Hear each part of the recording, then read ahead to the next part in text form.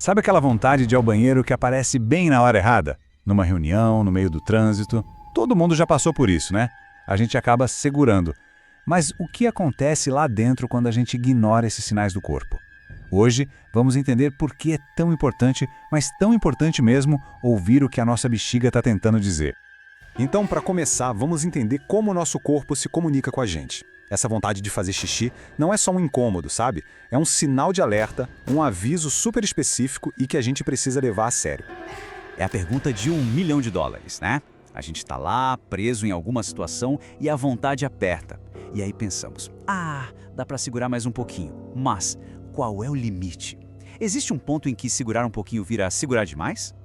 Olha só que interessante. Uma bexiga saudável de um adulto cabe mais ou menos meio litro, 500 mililitros. Mas o nosso corpo é esperto. Ele não espera ela encher até a boca para avisar. O primeiro sinal, aquela vontade inicial, aparece quando ela está mais ou menos na metade, com uns 250 ml. É o primeiro "Oi, tô por aqui". Se a gente ignora esse primeiro chamado, a bexiga já começa a se esticar mais do que deveria. Para entender melhor, pense na bexiga como se fosse uma bexiga de festa, só que feita de músculo. As paredes dela são cheias de sensores, sabe? Pequenos receptores que ficam medindo o quanto ela está esticada. E quando ela estica, eles mandam um zap para o cérebro avisando: olha, tá na hora de esvaziar. É um sistema de comunicação super inteligente, feito para manter tudo funcionando direitinho. Ok, mas e aí? Qual o problema de ignorar esse sinal de vez em quando? Bom, o negócio é que quando isso vira um hábito, estamos falando de mais do que um simples desconforto. A gente está abrindo a porta para problemas de saúde bem reais. E que problemas são esses?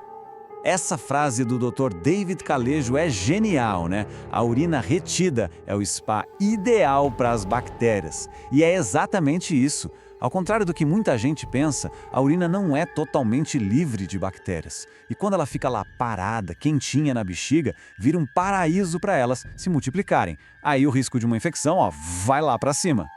E essa multiplicação de bactérias é só o começo. O hábito de segurar a urina pode criar uma verdadeira bola de neve de problemas. Estamos falando de coisas como infecção do trato urinário, que é a mais famosa, mas também formação de pedras nos rins, a tal da cistite, danos aos músculos do assoalho pélvico e, em casos bem mais raros, claro, a urina pode até voltar para os rins. É sério. A cistite, por exemplo, é super comum. É basicamente quando aquelas bactérias que ficaram no spa resolvem atacar a parede da bexiga. E aí vem aquela sensação horrível, né? Uma dor, uma queimação e aquela vontade de ir ao banheiro a cada 5 minutos, mesmo que não saia quase nada. É bem desconfortável.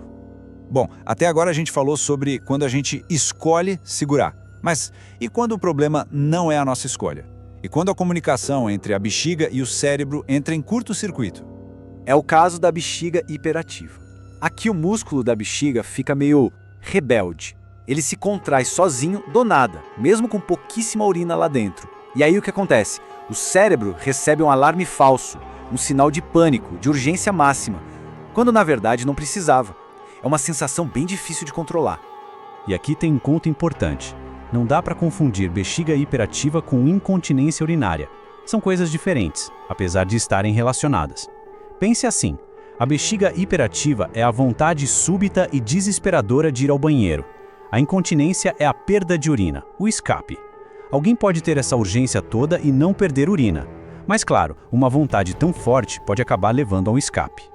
E olha que loucura, a nossa cabeça tem tudo a ver com isso. Como diz a doutora Marília Buenos Aires, a ansiedade joga a lenha na fogueira.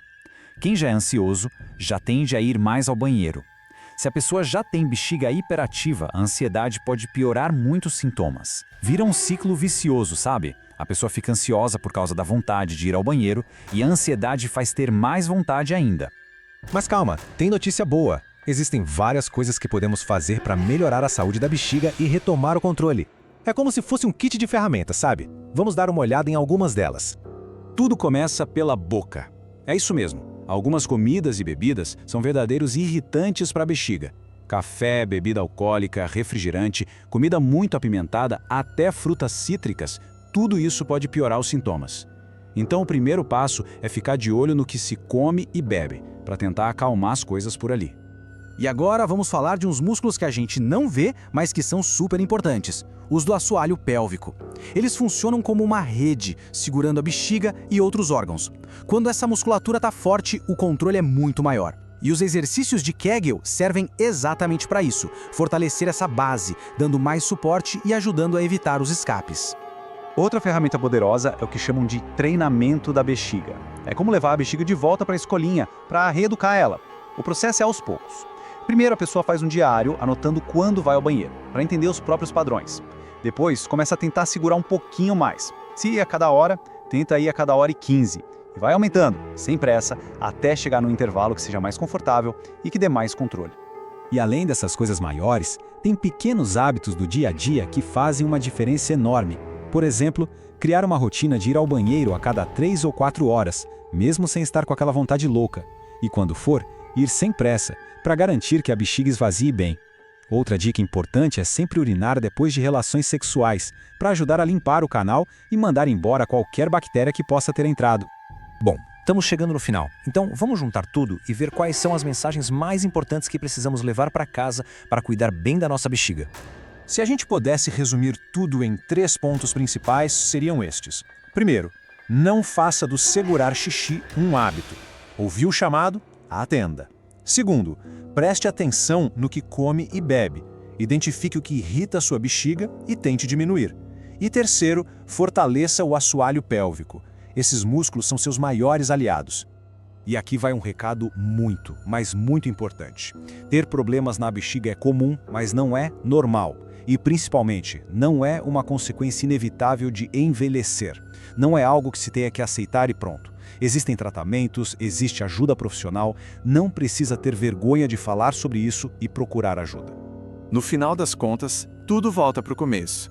Prestar atenção nos sinais. O nosso corpo conversa com a gente o tempo todo. A nossa bexiga manda recados claros.